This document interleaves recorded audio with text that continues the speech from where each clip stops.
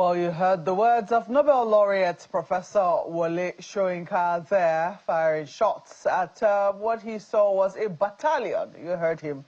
His words, not mine.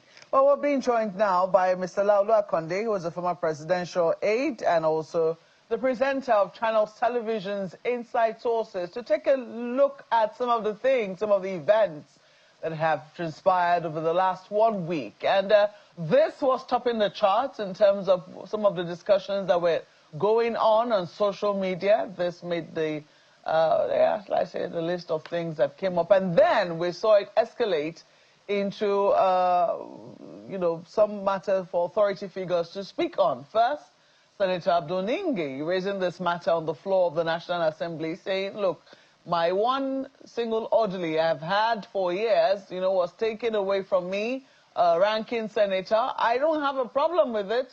Let it just be done equally across board. And it would seem that while he was raising that, the president was also raising, was reiterating his earlier order. It's unclear if it's as a result of what Professor Wole Soyinka had said. Maybe this is a signal to whoever is whom it may concern, that when I said it, I meant across board. It did not matter whether it was my... I don't know what your reading of it was, but this is what we have noticed in the last couple of days, and why we would see such a situation in spite of what the president had earlier said. Right. Well, okay, so quite a few issues to unpack. I think clearly the presidential directive to withdraw police from VIPs and VVIPs, I imagine that it's in progress. Practically, it will have to take a little while for it to be completely implemented. I don't think that, I've spoken to quite a few security experts, including, current police officers. I don't think it's something that you can do so swiftly, according to them. But I think what incurred... Why not? Well, because, there are also specific instances where people were given, for instance, police protection because of the fact that they are exposed to threats, because they had documented, circumstances. Some of them are even foreign investors, people doing business and who considered having that kind of protection as some of the incentives, so it's fairly complicated. But I have said before that, look, we need to do what the president has said. I think the president is right, that, police should be more focused on securing the community.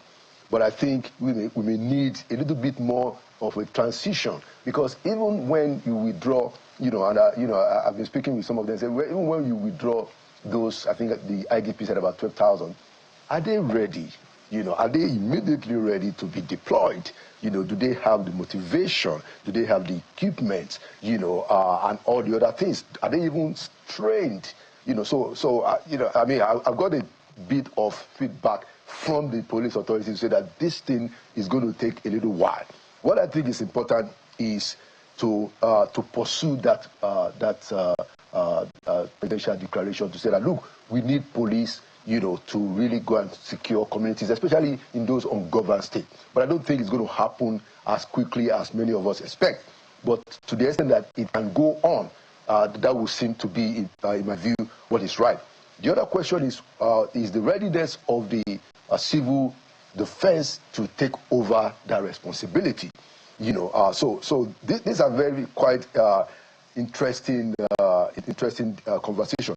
But I wanted to also comment on what seemed to have been called the wrath of the Nobel laureate, their elder statesman and prof.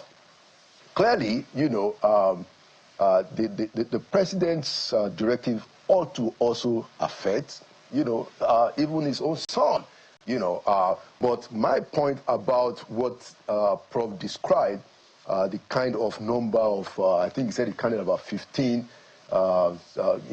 soldiers or security men, and then a long convoy. It is part of the excesses of the presidential system. And it's not peculiar to Nigeria, I was just reading up on this, and it turns out that Baron Trump the son of the U.S. president who is schooling in New York, has as much as 30, Secret Service people around him in his school in Handwriting, causing the same kind of wrath and I mean incurring the wrath of the people, just like the wrath of Professor Shoyinka was incurred, seeing Sheyi with that number of security. So this is part of the stuff that happens when we have a presidential system. It's not unusual, and I don't think that Professor Shoyinka was saying that Sheyi shouldn't be protected, but he was saying that, look, we have to find a way to do this thing moderately, not to overdo things, which is a very legitimate point.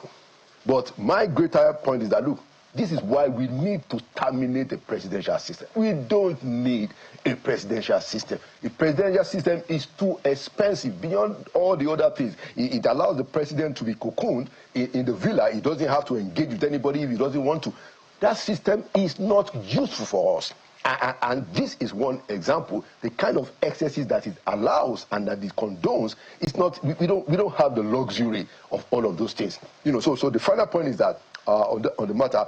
Yes, we should have the police to secure the community, but it will require a lot more. So that policy cannot stand alone. It must include the fact that what are we doing to mobilize those police people, because many of them get some kind of welfare, when they do those VIP, VVIP, they get some welfare, additional to what they've been taking before, and what their official returns are.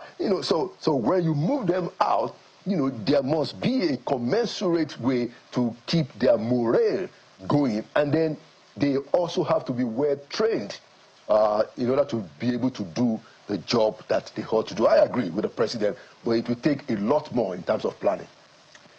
Well, I know that the National Assembly, especially the House of Reps, has sought clarity on this matter because they make a differentiation between public officials and VIPs, and they think that there needs to be clarity on that particular matter. But let's not flog this particular horse too much. Let's go to another matter which also came up during the week, which we saw the defection of, I'm going to say perhaps the official defection.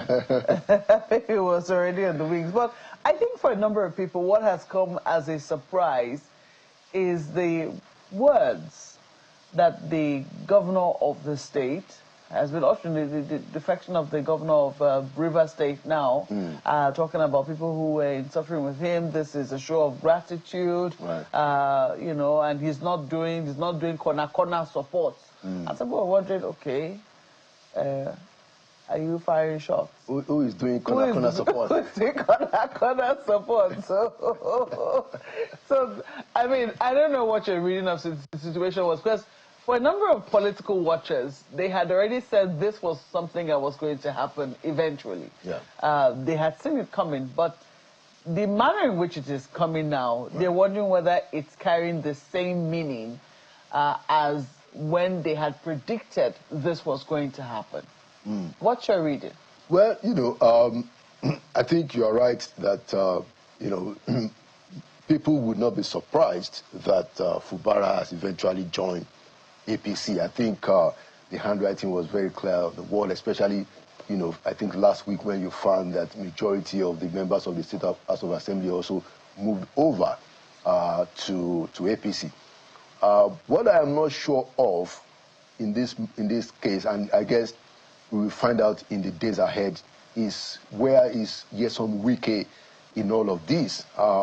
When the members of the State House of Assembly, indicated that they were moving over to APC, not all of them, but majority of them, Mr. Wike said that that they didn't tell him, Quite frankly, I don't know whether to believe that or not.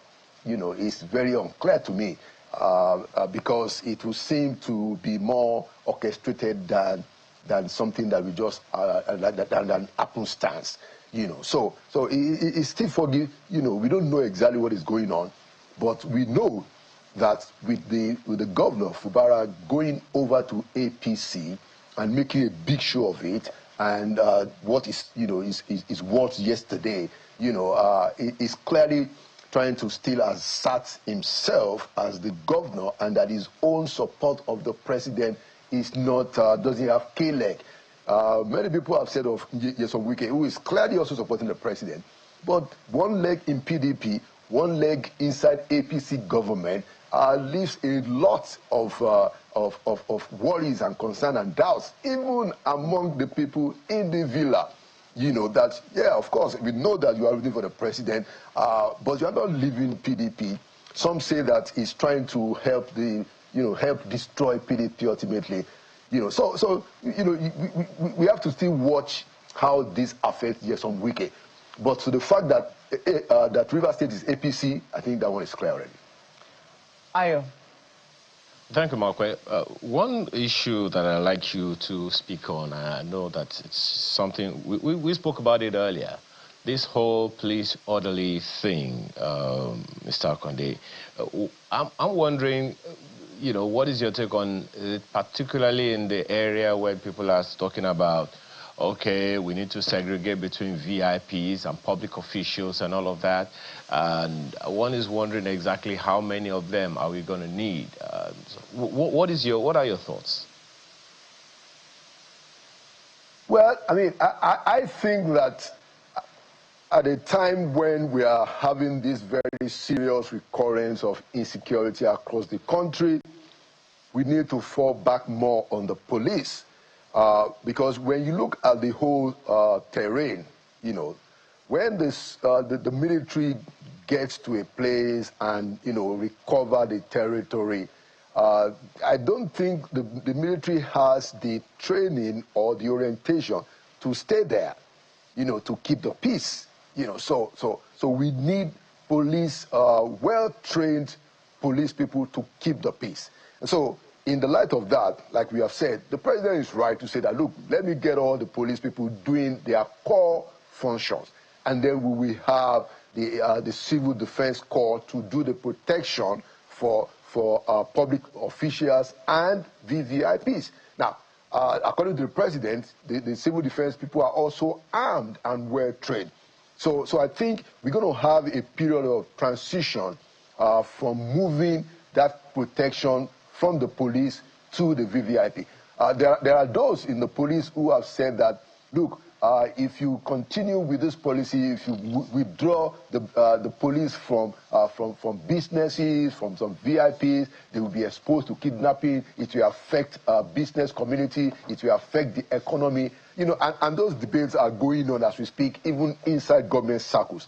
But I think, in my view, if the NSCDC, the Civil Defense Corps, if they can do the job indeed, and they are also armed, as the president has said, it would be useful to have the police do the core policing of especially those ungoverned spaces, if that were possible, if they are sufficiently motivated, if their welfare is taken care of, if their training is taken care of, if they are properly kitted and they have the equipment to do it. Those are the bigger questions that must be answered as this transition is in progress. Two other issues around that. One is the issue of state police, which I think everyone is on all fours about now. And the other leg to that conversation is private security. We hosted someone in the private security space in Nigeria recently, on one of our programs. And one of the things that she was saying that, look, we need to be empowered to do whatever we need to do. You can disintegrate, you can regulate the kind of weapons we would use. We probably don't even have to carry lethal weapons. But let us be able to provide the kind of services that we need for those businesses that you spoke about, and some of the VIPs that can actually afford some of these private security organizations, which probably sometimes are even better kitted than some of our regulars. What are your thoughts on those?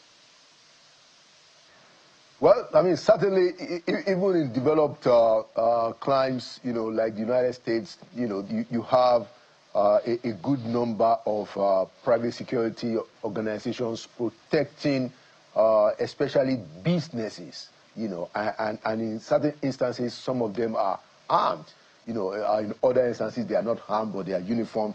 So I think, it's also an opportunity for us to see how we can properly develop, into that kind of situation where you have, private organizations complementing the work of the law enforcement agencies. The bottom line, Ayo, is that this is an important transition, and I think a lot of balls are in the air. You remember that previously the president had also instructed, that I think it was through NEC, that they should take care of the training facilities of the police, so that, there can be better training, and then more policemen are going to be hired and then trained. So it's something, like I said, that is going to take some time for it to truly evolve to where we want it to be. But what I see happening is that you're going to have more policemen. We have to recruit more policemen and train more policemen. And then the policemen that are being withdrawn from the VVIPs and from people who have businesses, I think that has to be done cautiously so that we don't expose some legitimate circumstances where people, who are investors, foreign investors or businesses, or people whose lives have been threatened, where they don't become the casualty from this transition. So it's something that has to be, we must have an overall approach, and I think the Inspector General of Police ought to be doing that and advising the president as to the pace of this. But we need to increase the number of boots on the ground, whether it be police, whether it be civil defense corps, or whether it be private security. All of those things have to come together, and we have to have a fair balance. Well trained, well motivated, and properly kitted. Well, unfortunately, we do not even have time to talk about developments in Osun, because it wasn't just Governor Fubara who defected to the APC. Governor Adeleke also defected to the Accord Party, and then we also saw that video which had made the round of the First Lady, and then the return of 100 children from the school in Papiri, and the fact that we still have about 156 more still in detention. I mean, quite a lot to really digest in 1 week, but I believe that you'll be doing the rest on Inside Sources. Mr. Laulu Akande is former presidential aide and also the presenter of Channels Television's Inside Sources, which you can catch tomorrow, Friday as well as Sunday. Thank you once more for coming on the program. Thank you for having me.